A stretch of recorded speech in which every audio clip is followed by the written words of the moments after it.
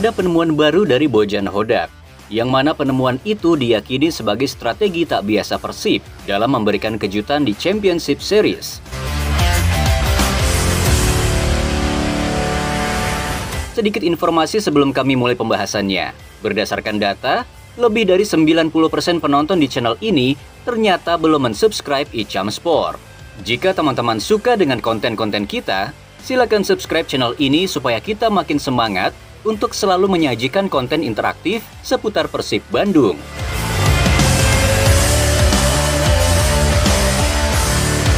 Bojan Hodak kembali memberikan warna berbeda pada taktik permainan Persib, terutama saat memasuki putaran kedua Liga 1 di musim ini.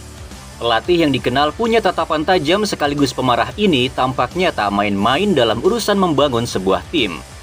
Persib yang di awal musim sempat kocar-kacir, kemudian Hodak datang memperbaiki itu semua menjadi lebih baik. Dan saat memasuki awal putaran kedua, Persib seperti kehabisan bensin dengan 5 laga tanpa sekalipun mendapat kemenangan. Kala itu Hodak mulai diragukan. Counter attack Persib yang di putaran pertama dikenal adalah counter attack paling berbahaya. Siapa sangka di awal putaran kedua justru counter attack itu menjadi tak sesangar dulu.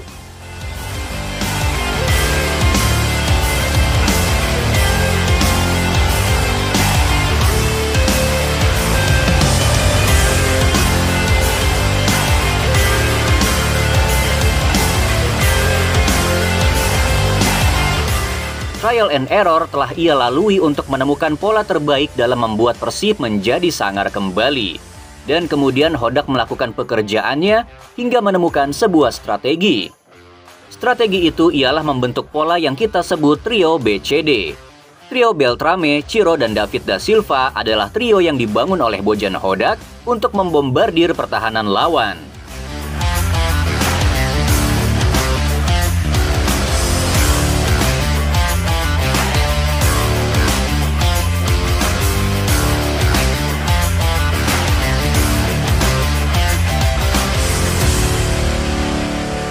Pada awal kedatangannya, Bojan Hodak terlihat hanya mengandalkan duo Brazil di lini depan.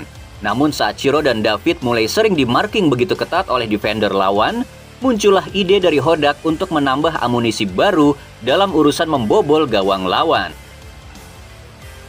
Bojan Hodak tak menambah striker juga tak menambah winger, melainkan ia mencari seorang pemain yang bisa jadi playmaker, sekaligus jadi second striker yang tak hanya bisa membangun serangan, tapi juga bisa berkontribusi besar dalam urusan mencetak gol.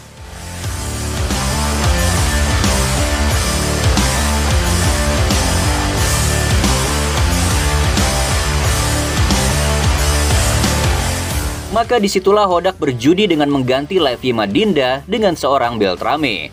Awalnya kita memang sedikit heran dengan keputusan krusial yang dilakukan Hodak. Bayangkan, di tengah musim yang sedang bergulir, ditambah Persib yang sedang dalam persaingan ketat mempertahankan posisi di zona Championship Series, Hodak justru berani mengganti motor serangan utamanya. Keputusan mengganti Madinda dengan Beltrame memang sangat dipertanyakan. Hal itu semakin diperkuat dengan 5 laga awal Beltrame tanpa satupun kemenangan. Tapi ini adalah Bojan Hodak. Ia bukan pelatih online, melainkan pelatih yang sudah malang melintang pengalamannya dalam menangani berbagai macam tim dengan segala macam problem di dalamnya. Maka saat melawan PSIS Semarang dan Rans Nusantara, akhirnya kita mengerti betapa jeniusnya pelatih yang satu ini. Coba perhatikan saat terjadinya gol Ciro malam tadi. Adanya Beltrame benar-benar mampu mengecoh defender tim lawan. Beltrame berhasil menarik satu pemain bertahan yang membuat posisi Ciro benar-benar free saat itu. Hand berikan pada Rian Kurnia. Rian Kaleo, apa yang terjadi pemirsa?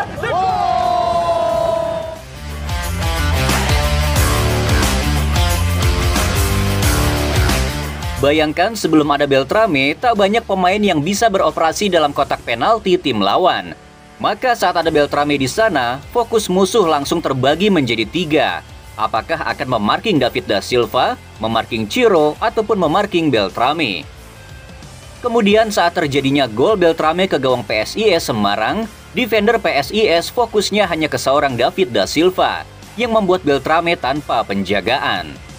Yang kosong kali ini hand, baik kali hand. Oh, bukan dipercaya pemirsa.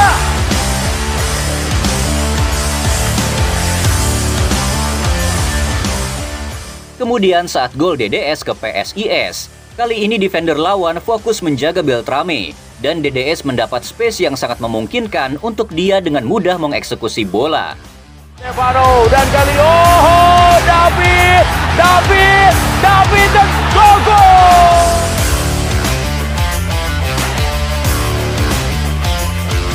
Kemudian saat gol Beltrame ke gawang Rans, skenarionya pun mirip. Pemain lawan hanya fokus ke DDS dan kali ini Beltrame yang tanpa pengawalan. David gimana? Stefano gol!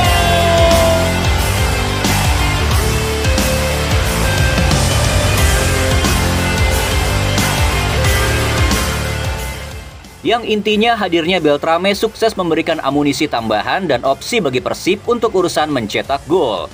Karena menjaga 3 pemain yang punya naluri gol akan jauh lebih sulit daripada hanya menjaga 2 pemain. Maka keputusan Hodak mengganti Madinda di tengah kompetisi adalah keputusan yang sangat berisiko sekaligus sangat strategis. Madinda memang tak buruk, tapi ia kurang maksimal untuk beroperasi di kotak penalti, apalagi dalam urusan mencetak gol. Strategi Hodak dalam membentuk trio BCD tak hanya sukses membuat Persib jadi produktif, tapi juga efektif dalam urusan pertahanan. Hal itu terletak di posisi seorang Mark Klok. Sebelum adanya Beltrame, hanya Klok lah pemain tengah yang dapat beroperasi secara tiba-tiba di kotak penalti dan cukup produktif mencetak gol. Namun side effect-nya adalah Klok jadi lebih sering meninggalkan posisi bertahannya yang membuat Persib jadi rentan ketika menghadapi serangan. Namun saat trio ini dibentuk, tampaknya Hodak menginstruksikan Klok untuk tak terlalu sering melakukan overlap dan lebih fokus menguatkan lini tengah terlebih lagi dalam urusan bertahan. Duet Klok dan Dedi sebagai 2 defensive midfielder tampaknya jadi duet DNF terbaik saat ini, yang itu terbukti dari 2 clean sheet di 2 laga terakhir Persib, yang mana dalam 2 laga tersebut, serangan musuh lewat midline sama sekali tak membuahkan hasil. Ya, strategi dari Hodak yang tampaknya tak membiarkan seorang Dedi bonyok sendirian. Kini strategi Hodak semakin kokoh. Trio Beltrame, Ciro dan David da Silva sangat produktif di lini depan. 2 DMF, Klok dan Dedi pun jadi semakin kuat.